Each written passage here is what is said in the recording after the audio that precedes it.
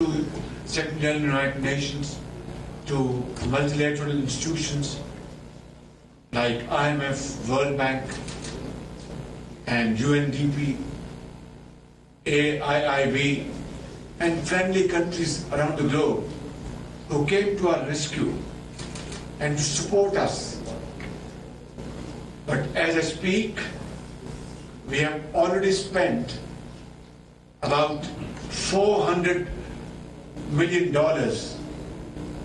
to provide basic support to 2.7 million households.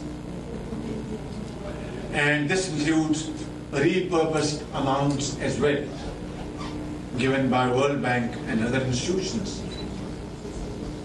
And about $575 million all told have been spent.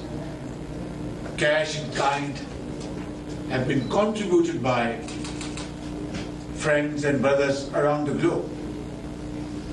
But now we have to go for rehabilitation, reconstruction of our infrastructure to put people back on their feet. It's a huge challenge that we have to put back people on the feet to the tune of 33 million. That is, I think, unprecedented in the contemporary history.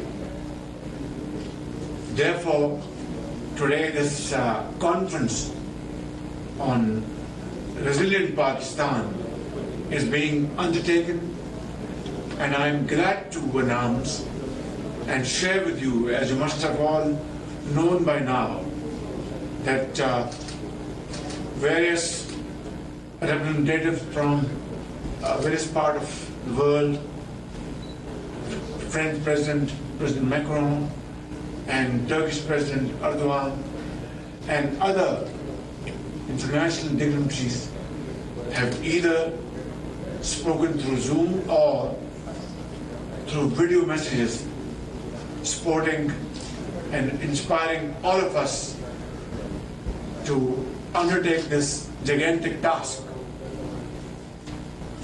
I would like to conclude by saying that Pakistan today, in consultation with its friends and institutions, presented comprehensive framework plan for resilient recovery, rehabilitation, and reconstruction, and includes a robust financing mechanism. We would be able to generate close to about $8 billion domestically, but we're looking forward to an amount of equal share of $8 billion internationally. Of course, today, hefty amounts have been announced, ranging from 300 million euros to $100 million and $80 million, and so on and so forth. Islamic Development Bank has announced a figure of $4.2 billion, which is one of the largest contribution so far during the progress of this conference.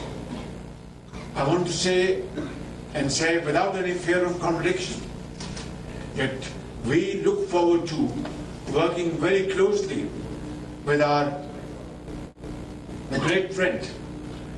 I must tell you that people of Pakistan will remember you for all time to come. You don't know Urdu, yet you spoke the language.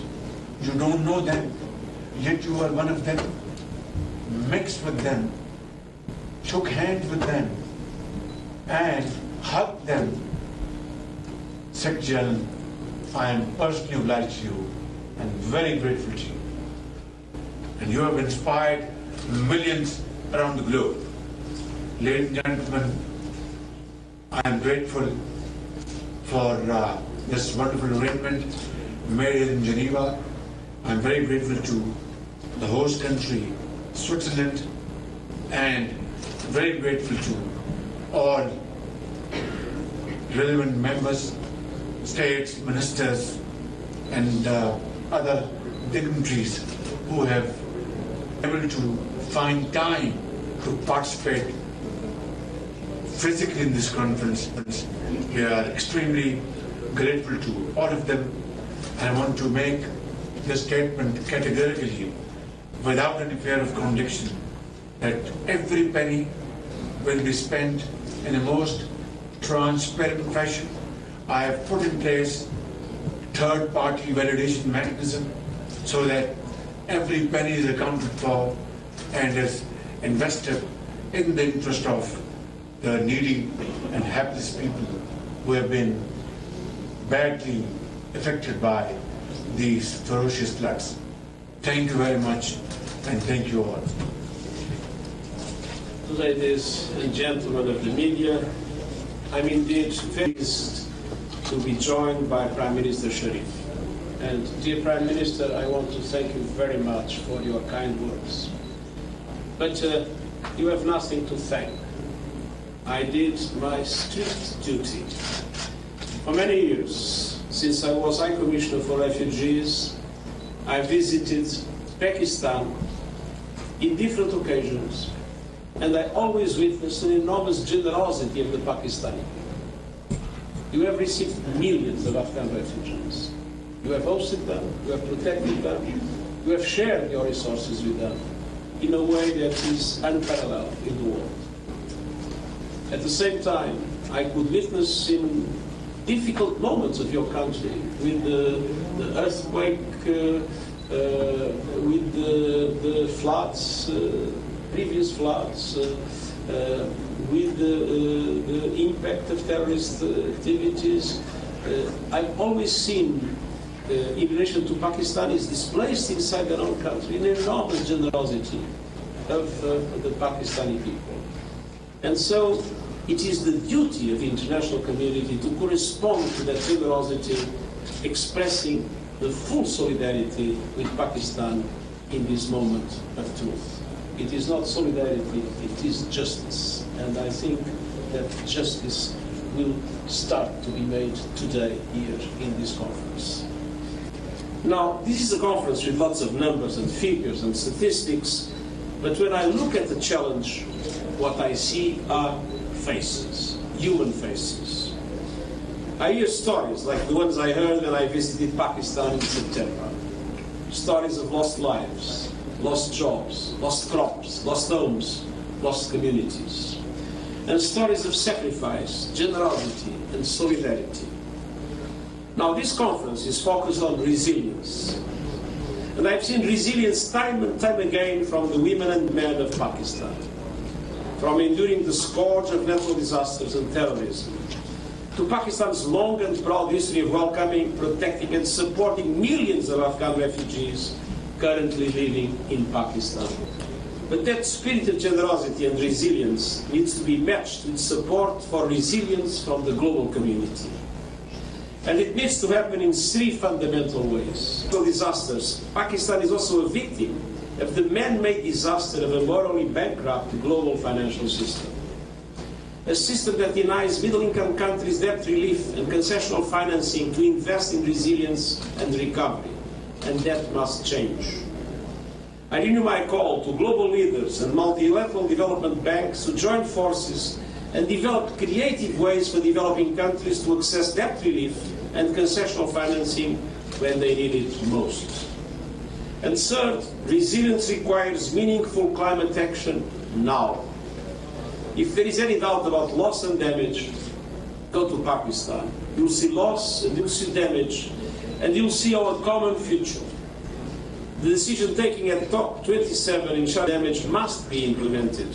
Do not change. To the enormous generosity that the Pakistanis have always shown. Thank you very much. We will have time to take a few questions. I would like to give the first question to the President of the UN Correspondents Association. Identify yourself as well with the media you represent. Good morning, Mr. Secretary General. Good morning, Mr. Prime Minister. On behalf of ACA News Association of Journalists accredited at Geneva, I would like to welcome you and wishing you a new year. My question to you, Mr. Secretary General, I'm working also for the Kuwait News Agency. You mentioned today in your opening remarks the need of more moral financial global system. How can the UN help to create such a moral, global, ethical, global financial system? Thank you. Well, I think we have been very active in different circumstances, in different fora, with our own initiatives on financing for development in the post-COVID situation, in our interventions in the G7, in the G20, and in the spring and autumn meetings of the World Bank and the IMF. It is very clear that the present system is biased.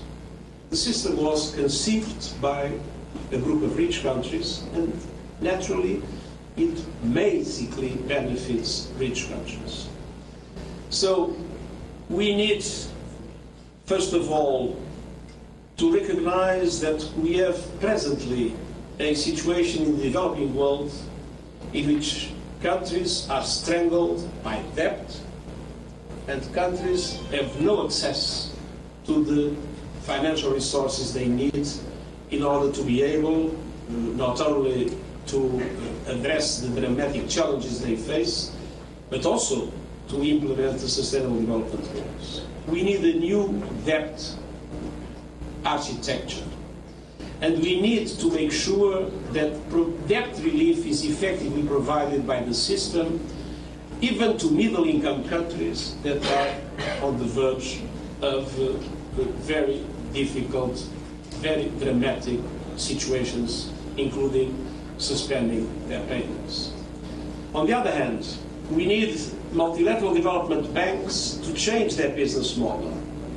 We need them to assume more risks and to be able to leverage more systematically private finance. That is essential.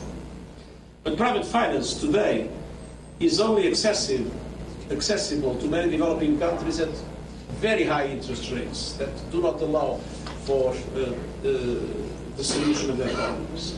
So multilateral development banks, beyond their loans, need to provide more guarantees to bring private finance at reasonable costs. Must be first risk takers in coalitions of financial institutions to support developing countries. And this is true in relation to situations like the situation in Pakistan, but also to build resilience in all other aspects, facing climate, facing the risk of pandemic situations, and taking into account the need to implement the Sustainable Development Goals. And on the other hand, it is absolutely essential that concessional funding is made available to middle-income countries that are particularly vulnerable. When a least developed country graduates, that graduation brings with it a cost, the loss of concessional funding. And in many situations, they are still extremely vulnerable.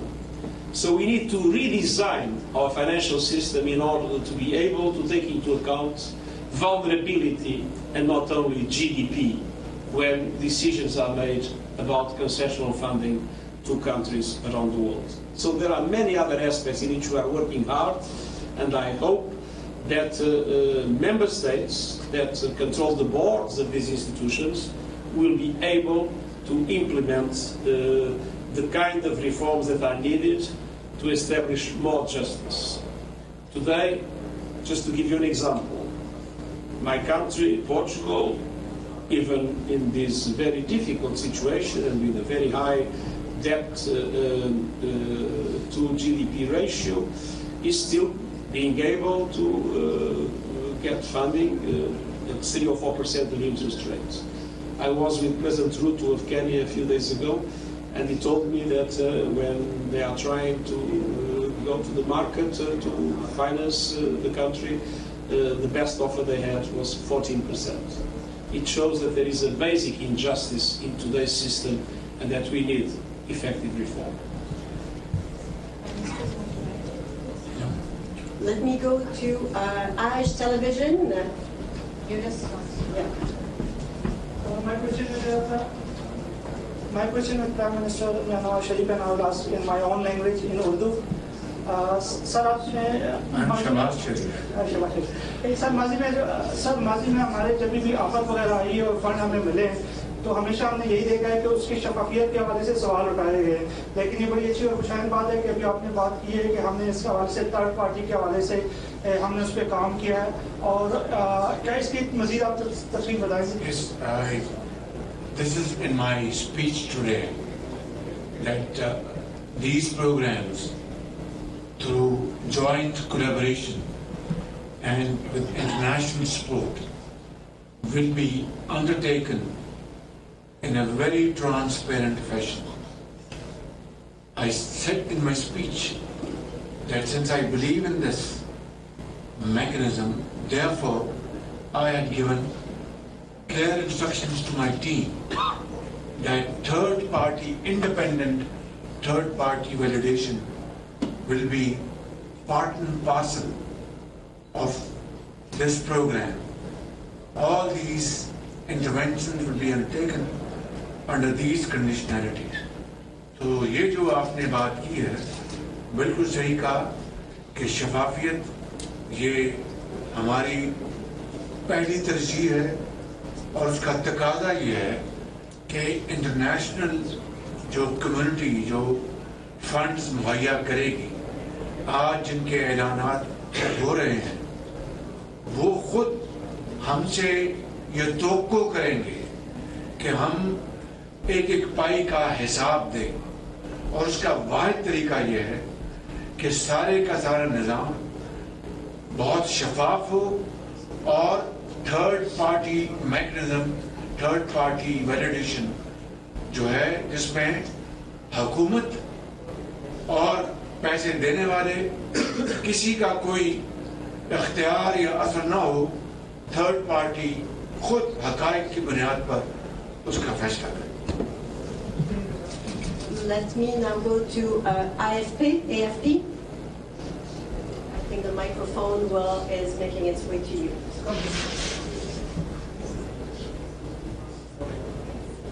Thank you. Nina Larson with AFP. I had just a question for both of you. I was wondering if you could say how confident you are that you'll be able to get the massive investments that you're asking for, the $8 billion from international sources that you're asking for. And for Prime Minister Sharif, I was wondering if you could say how close you are to a deal with the IMF for the next disbursement tranche, and what the main stumbling blocks might be. Thank you. Well, it is my hope that we'll be able to come out of this conference with a support as close as possible to the 8 billion that, as the Prime Minister said, the international community is supposed to contribute in relation to this program at this moment. But this is not the end of the story. I believe it will be very important as the program of reconstruction moves on to go on mobilizing international support, because when we see the situation in Pakistan and the level of devastation that took place, and when you see the fragility of the country in relation to possible future natural disasters, I think that international solidarity will not stop at this conference. But if we come close to the 8 billion, that means that there is a considerable success and a demonstration of trust in relation to the government and the people of Pakistan for the capacity to implement what is a very ambitious but very well structured program that was also presented in this conference. Thank you very much. I would like to just answer your question that even before these floods hit Pakistan, we were already facing humongous challenges because of serious tension in Eastern Europe, and as a result, food inflation, the prices of oil and gas were skyrocketing. And Pakistan was facing this imported inflation in a very, very difficult situation. And how could you expect that after the floods hit Pakistan and almost destroyed everything, that we would pass on this imported inflation on the common man, and he or she will accept it without even a squeak? That is unnatural. And that is also not in line with the norms of justice and fair play, that the rich can enjoy both the worlds, whether the prices of oil touch $200 a barrel or $30 a barrel, and a poor man who is able to meet his two ends with great difficulty, you will expect that he will absorb this price hike without any protest and agitation. That is not human, strategy. That is not normal. It is absolutely abnormal.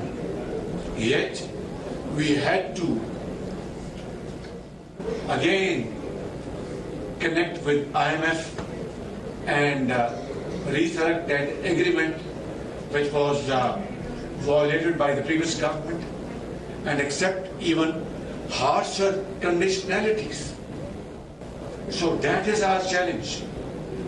And today, while we are complying with IMF conditionalities as best as possible, but how on earth can you expect from me that I am working out of prime house and a poor man in the far-flung areas of Pakistan, in the sand dunes, in rocky mountains of Balochistan, or snow-covered peaks of KP, or plains of the province of Sindh, which have been, even today as you go over there, you will find standing water, which has destroyed their livelihood, that we should pass on this additional burden on them.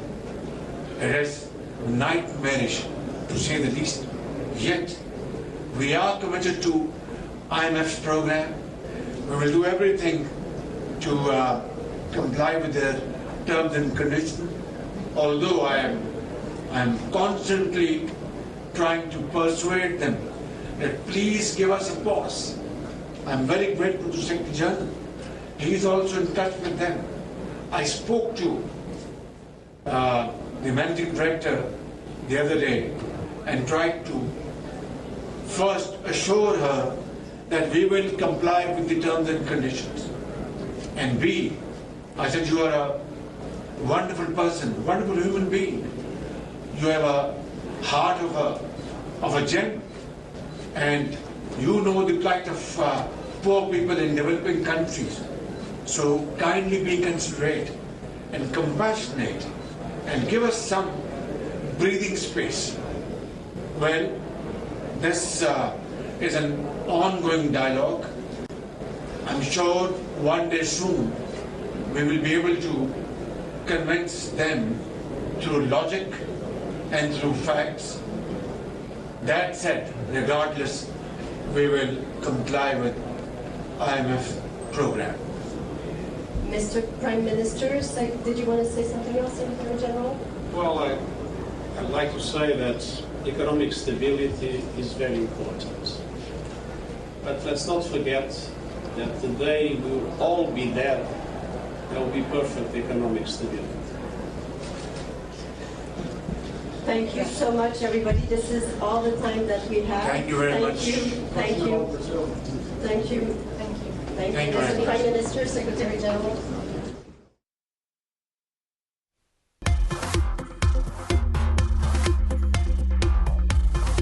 Pakistan में